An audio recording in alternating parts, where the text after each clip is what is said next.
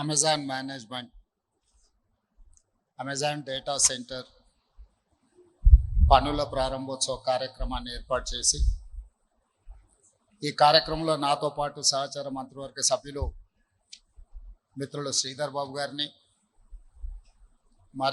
మరియు మంత్రివర్గ సహచార సభ్యులు జూపల్లి కృష్ణారావు గారిని, వాకిటి శ్రీహరి గారిని, లెజిస్లేటివ్ కౌన్సిల్ చీఫ్ విప్ పట్నం మహేందర్ రెడ్డి గారిని,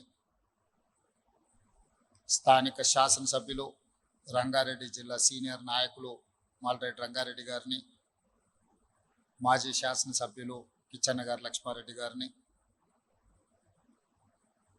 ఆహ్వానించి ఇంత మంచి కార్యక్రమాన్ని ఏర్పాటు చేసిన అమెజాన్ ప్రతినిధులు అనురాగ్ అండ్ విక్రమ్, అదేవిధంగా చీఫ్ సెక్రటరీ, టీజీఐఐసి సిబ్బంది, ఇతర ఉన్నతాధికారులు అందరి ఒక మంచి కార్యక్రమాన్ని ఏర్పాటు చేసి తెలంగాణ రాష్ట్రం ఏ దిశగా భారత్ ఫ్యూచర్ సిటీని అభివృద్ధి చేయాలనుకుంటుందో అందులో భాగంగా ఈ అభివృద్ధి కార్యక్రమం ఇక్కడికి వచ్చే పెట్టుబడులు, పరిశ్రమలకు చాలా మంచి ప్రోత్సాహంగా ఉపయోగపడుతుందని చెప్పి ఈ సందర్భంగా తెలంగాణ రాష్ట్ర ప్రభుత్వం భావిస్తున్నది. ముఖ్యంగా తెలంగాణ రాష్ట్ర ప్రభుత్వం ఈ ప్రాంతాన్ని ప్రధానంగా Bharat future city development authority ఈ పరిధిలో ప్రపంచంలోనే అత్యంత అధునాతనమైన నగరాన్ని నిర్మించాలి, ఈ నగరంలో ఫార్చ్యూన్ 500 కంపెనీస్ యొక్క ఇన్వెస్ట్మెంట్ను అట్రాక్ట్ చేయాలి అని last December we have organized a global summit. We have invited almost 108 countries representatives, almost 3,000 corporate people have involved those 3 days global summit. My government and my team, my colleague ministers, supporting like anything to establish this Bharat future city. Our dream, our target, by 2034 we wanted to reach $1 trillion economy. By 2047 we wanted to reach $3 trillion economy. Whereas Government of India, Prime Minister of India has announced Viksit Bharat 2047. By 2047, Bharat government wants to reach $30 trillion economy. Today, my state population is 2.5% of this country, but our contribution of GDP is 5%. But my goal, my team target is that we wanted to increase our contribution in Indian GDP up to 10%. Today we are at 5%. Our target is 10% of the country GDP. Further, we need investments, we need infrastructure, we need employment. That is why Government of Telangana have decided to make a policy. That policy called Telangana Rising 2047. In that policy document, we have involved ISB, we have involved Nelsar, we have involved Santanu Narayan, we have involved Ajay Banga, World Bank Chairman, we have involved Satya Nadella, we have involved former Reserve Bank Governor Ranganathan, we have involved international, whoever is expertism in this process. They have made a policy for Telangana to ease out, to single window, to give all permissions. So to give confidence to investors. So we have dedicated our policy in 2025 December. Now we are able to allot lands, we are able to give permissions. Now we are able to give incentives, whatever government of Telangana has committed to all these corporate people. Now we are running to 2034. I would suggest my friends, Anurag and Vikram, I know your plans are there. Next 14 years for $7 billion investment. But that is not sufficient for my $1 trillion dream. So I would suggest by 2034, you have to invest 1 lakh crores in this Bharat Future City. Then only I can dream $1 trillion economy. For that, whatever your requirement is there, you push to my minister. My minister will take a call. My officers will take a call. My chief secretary is here. My former chief secretary is here. I am here. Every month, I am going to take a review on these investments. Whatever your requirements, your permissions, whatnot, I am there to dispose. I'm going to sit with Amazon people every month. I'm instructing my chief secretary and my special chief secretary and advisor Ramkrishna Rao to take care of this appointment and this meeting. మిత్రులారా, ఈరోజు తెలంగాణ రాష్ట్ర ప్రభుత్వం ఈ దేశంలోనే అత్యంత అభివృద్ధి చెందిన రాష్ట్రంగా అభివృద్ధిలో తెలంగాణ మోడల్ని ఈ దేశానికి ప్రపంచానికి ఇవ్వాలనుకుంటుంది. అందుకోసమే ఈనాడు తెలంగాణ రాష్ట్ర ప్రభుత్వం ఒక క్రమ పద్ధతిలో పాలసీ విధానాన్ని మనం ఈరోజు తెచ్చుకున్నాం. పాలసీ లేకపోవడం, పాలసీ పెరాలసిస్ ఏ రాష్ట్రానికి అయితే ఉంటుందో, పిక్ అండ్ చూస్ పర్మిషన్స్ ఏ రాష్ట్రంలో అయితే ఉంటాయో ఆ రాష్ట్రం అభివృద్ధి జరగదు.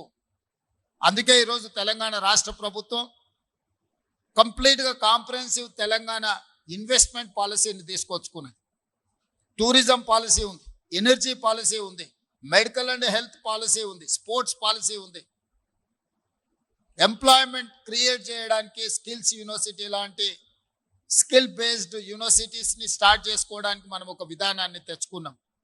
ఇవన్నీ కూడా మన రాష్ట్రాన్ని అభివృద్ధి పదం వైపు నడిపించడానికి, మన రాష్ట్రం దేశ ఆర్థిక వ్యవస్థలో ఈరోజు 5% ఉంటే రాబోయే 2047 100 సంవత్సరాల భారతదేశం స్వతంత్ర ఉత్సవాలను జరుపుకోబోతుంది. ఆ రోజుకి మనము 10% ఆర్థిక వ్యవస్థగా ఈ దేశంలో రాణించాలని టార్గెట్ పెట్టుకొని ఈరోజు పని చేస్తున్నాము. ఇందులో భాగంగా ఈరోజు నిరంతరం మన అధికారులు, సహచర మంత్రివర్గ సభ్యులు, ఈ ప్రభుత్వం అంతా కార్యోన్ముఖులై పనిచేస్తున్నారు.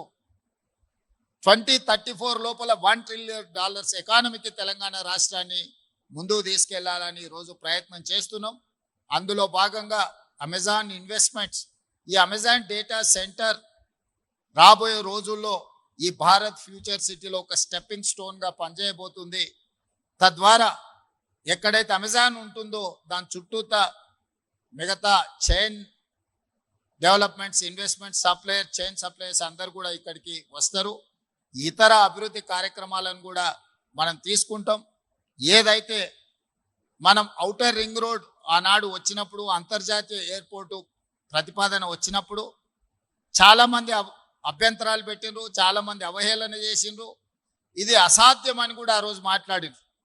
కానీ ఈనాడు మన కళ్ళ ముందు ఔటర్ రింగ్ రోడ్, ఐటీ కంపెనీలు, ఫార్మా కంపెనీలు, అంతర్జాతీయ ఎయిర్పోర్ట్ ఈరోజు ప్రపంచానికి ఆదర్శంగా నిలబడ్డాయి. ఔటర్ రింగ్ రోడ్డు లోపల 2073 స్క్వేర్ కిలోమీటర్స్ ఏరియాలో 1,34,00,000 జనాభా ఈరోజు నివసిస్తున్నారు. మరి వాళ్ళందరికీ మౌలిక వసతులతో పాటు ఉద్యోగ ఉపాధి అవకాశాలు కల్పించాలి అని అంటే, అదేవిధంగా ప్రజలు అక్కడ నివసించాలి అంటే ఆ ప్రాంతాన్ని కాలుష్య రహిత నగరంగా తీర్చిదిద్దాలి. కాలుష్య రహిత నగరంగా తీర్చిదిద్దాలి అంటే నగరంలో ఉన్న పరిశ్రమలను తరలించాల్సిన అవసరం ఉన్నది. నగరంలో మూసీని ప్రక్షాళన చేసుకోవాల్సిన అవసరం ఉన్నది. నగరంలో మెట్రో విస్తరణ చేసుకోవాల్సిన అవసరం ఉన్నది. నగరంలో 3000 ఆర్టీసీ బస్సులు ఈరోజు డీజిల్ ఇంధనం ద్వారా నడుస్తున్నాయి. ఈ 3000 ఆర్టీసీ బస్సులను నగరం బయటికి తరలించి 3000 ఆర్టీసీ బస్సులను ఈవీ వెహికల్స్ గా మార్చడానికి ఈరోజు రాష్ట్ర ప్రభుత్వం ప్రణాళికలు సిద్ధం చేసింది. హైదరాబాద్ నగరంలో 2 లక్షల ఆటోలు ఈరోజు డీజిల్ మీద ఆధారపడి నడుస్తున్నాయి. ఆ 2 లక్షల ఆటోలను కూడా రెట్రో ఫిట్టింగ్ ద్వారా ఈవీ ఆటోలుగా మార్చడానికి ఈరోజు తెలంగాణ రాష్ట్ర ప్రభుత్వం పనిచేస్తుంది. తెలంగాణ రాష్ట్రంలో కాలుష్యాన్ని తగ్గించడానికి రాష్ట్ర ప్రభుత్వం ఆదాయాన్ని కోల్పోయి తెలంగాణ రాష్ట్రంలో ఎవరు ఈవీ వెహికల్ కొనుక్కున్నా జీరో ట్యాక్స్, అసలు వాహనాల రిజిస్ట్రేషన్కి ఎలాంటి పన్నులు లేకుండా జీరో ట్యాక్స్ ఈరోజు ఈవీ వెహికల్స్ కొనుక్కోవడానికి అనుమతి ఇచ్చినాం. ప్రతి సంవత్సరం 1500 కోట్ల రూపాయలు రాష్ట్ర ప్రభుత్వం ఆదాయాన్ని కోల్పోతుంది. రాష్ట్ర ప్రభుత్వం ఆదాయం కోల్పోయినా హైదరాబాదు నగరాన్ని అంతర్జాతీయ స్థాయిలో నివసించే నగరంగా తీర్చిదిద్దడానికి ప్రభుత్వం ముందుకు వచ్చింది. ఈరోజు ఢిల్లీలో ఉన్న కాలుష్యం చూసిరు, ముంబైలో ఉన్న వరదలను చూసిరు, బెంగళూరులో ఉన్న ట్రాఫిక్ జామ్లను చూసిరు, చెన్నైలో ఉన్న సమస్యల్ని మీరు చూసిరు.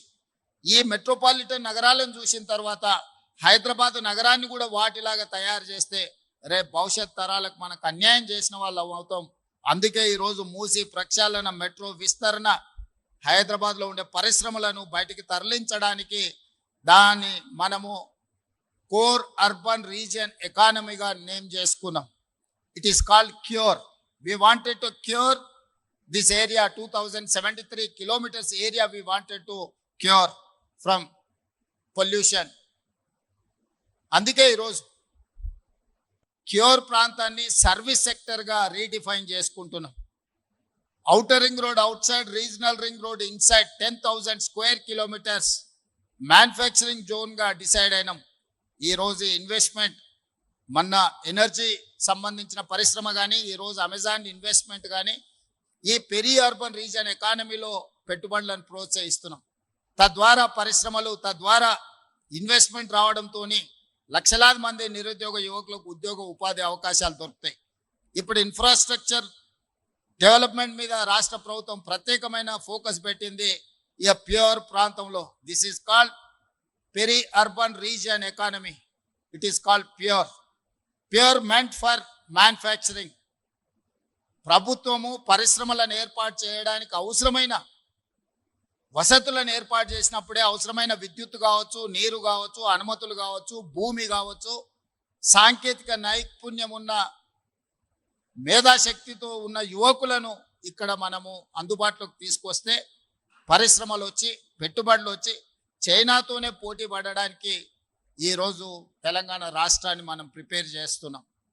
అదేవిధంగా regional ring road outside Telangana సరిహద్దుల వరకు rural agricultural region economy, it is called rare.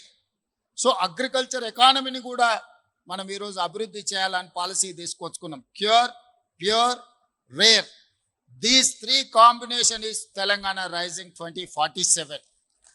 This is what our vision. This is what our dream.